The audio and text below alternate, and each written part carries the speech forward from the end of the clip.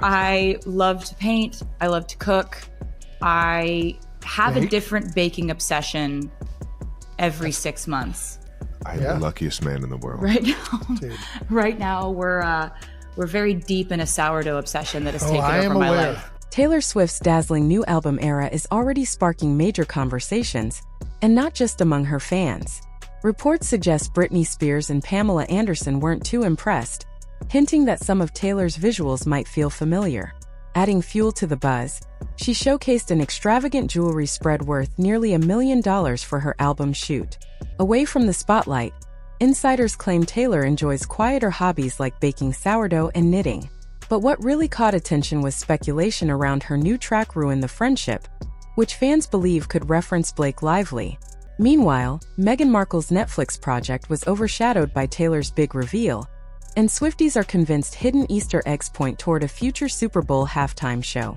She said, specifically, "Thank you for screaming for 47 seconds for me." 47 seconds could be a connection to her Eras Tour stop at Levi's Stadium was her 47th stop on the Eras Tour. Taylor Swift's latest album era has landed with a glittery bang, and while fans are thrilled, not everyone in the pop culture world is applauding.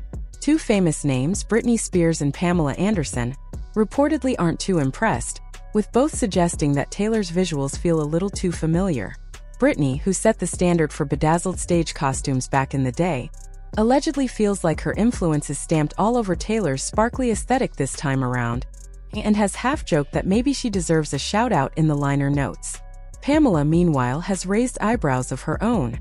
After pouring her heart into the bold, rhinestone-heavy visuals of her 2024 film The Last Showgirl, she apparently sees Taylor's album rollout and feels like she's staring at her own mood board. While neither star is storming social media or starting a feud, sources suggest both would have appreciated a little recognition, especially given how closely tied those aesthetics are to their personal and professional legacies.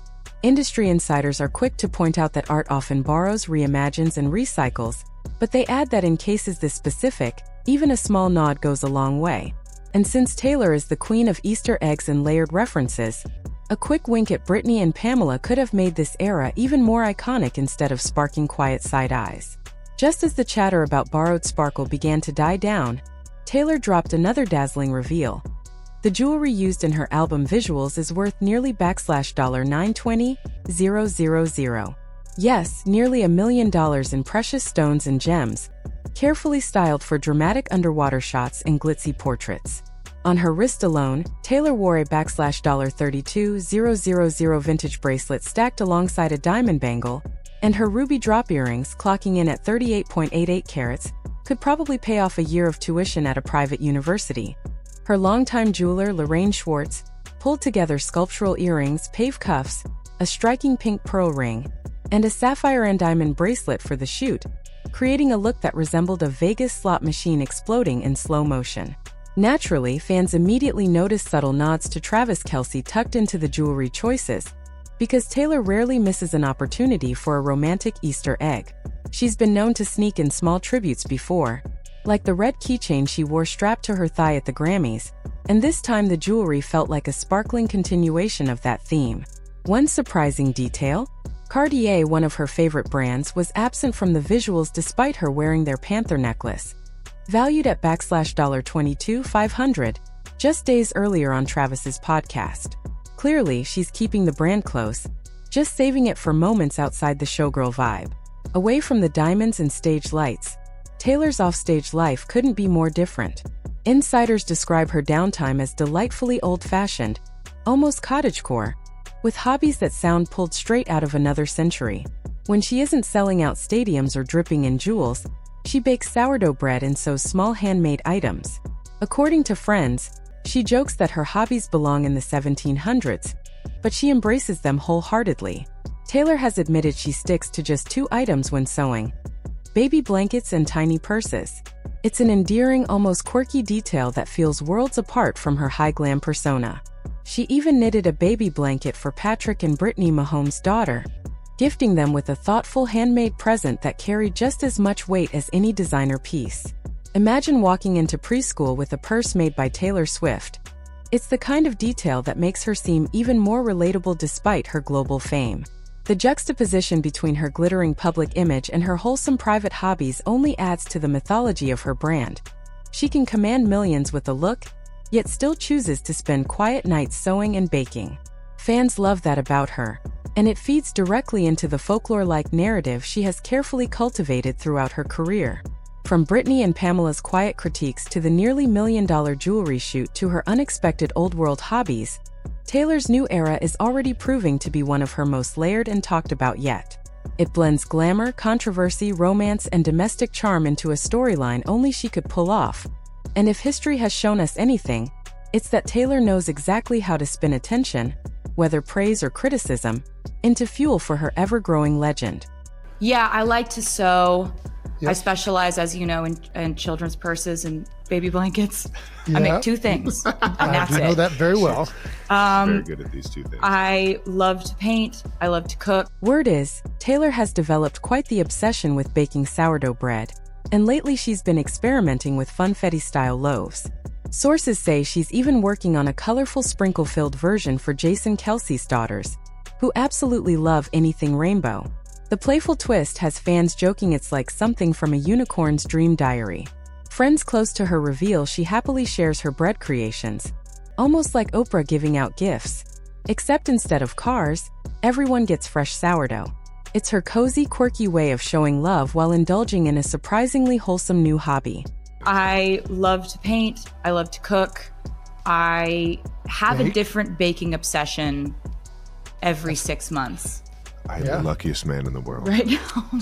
Right now we're very deep in a sourdough obsession that has taken over my life. The sourdough's taken over my life in a huge way. I'm really talking about bread 60% of the time now. Taylor admitted she's hooked on cooking blogs, which made Travis laugh, imagining a random food blogger in Ohio suddenly realizing Taylor Swift has been secretly browsing their cinnamon roll recipes, turning a simple hobby into a funny moment.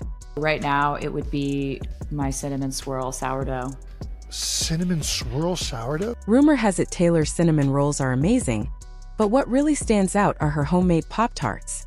While most of us struggle with store-bought ones, she's baking them from scratch and sharing with NFL players. Travis couldn't stop praising her cooking, even joking that her breakfast skills are unbeatable. His big smile while talking about it made fans believe he wasn't exaggerating about just how impressive her kitchen creations really are. But I thought you were going to go Pop-Tarts. Pop-Tarts. It depends on who I'm baking for. The Pop-Tarts. God, I just love making pop music and Pop-Tarts. I love it. I didn't even put those two. Taylor Swift seems to be juggling baking, music, and high-profile drama all at once. When she isn't baking sourdough loaves for friends or crafting homemade Pop-Tarts that have NFL players raving, she's apparently turning friendship turbulence into lyrical inspiration. Swifties are buzzing over her upcoming track Ruin the Friendship, which many believe could be inspired by her once-close bond with Blake Lively.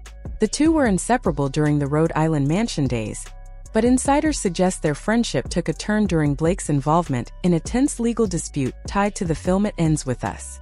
At one point, Blake was accused of threatening to reveal private messages with Taylor, a claim that sparked chatter in court filings even though it never came to pass. The legal teams even attempted to subpoena Taylor, but her representatives dismissed it as an opportunistic stunt. While Taylor stayed silent publicly, the whispers are that the ordeal left her feeling hurt and distanced from someone who had been a significant part of her circle. Fast forward, and at her sparkling album launch party for The Life of a Showgirl in New York, where champagne flowed and her closest friends gathered, Blake was notably absent, a decision that sources insist was intentional. Adding to the whirlwind, Meghan Markle also found herself caught in a pop culture clash she probably didn't anticipate. She had been preparing to dominate headlines with the trailer drop for Season 2 of With Love, Meghan, her Netflix documentary series. But just as she expected her moment to shine, Taylor casually announced her album during Travis Kelce's podcast, an announcement that swept the media cycle and overshadowed Meghan's plans. Insiders hinted Meghan was disappointed, as attention shifted almost instantly from royal documentaries to Taylor's Easter egg clues and bold visuals. To make it sting more, the podcast moment included light-hearted royal jokes from Jason Kelce that Taylor playfully responded to, adding another twist of irony.